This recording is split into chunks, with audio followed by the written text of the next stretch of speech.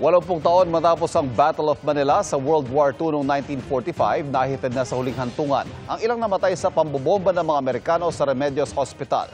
Kabilang dyan ang bayani at scientist na si Maria Orosa. Nakatutok si Bon Aquino. 13 sa 22 labi na inilibing noon sa mass grave sa Malate Catholic School na tukoy na ang pagkakakilanlan.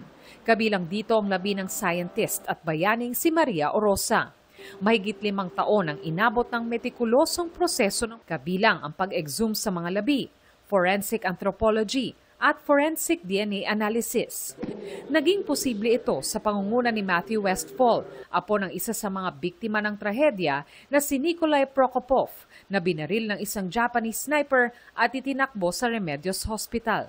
July 2019 daw nang mahanap ang nasira ng mass grave sa Malate Catholic School.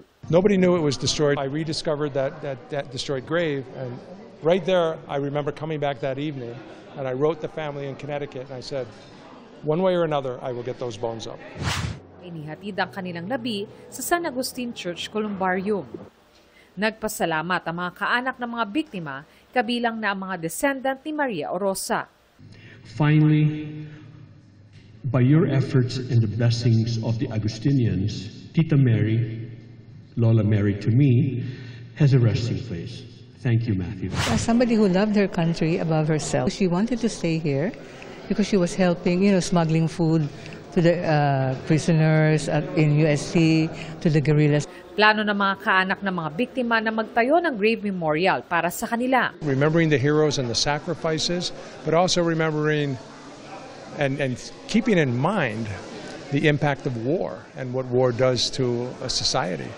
Very important.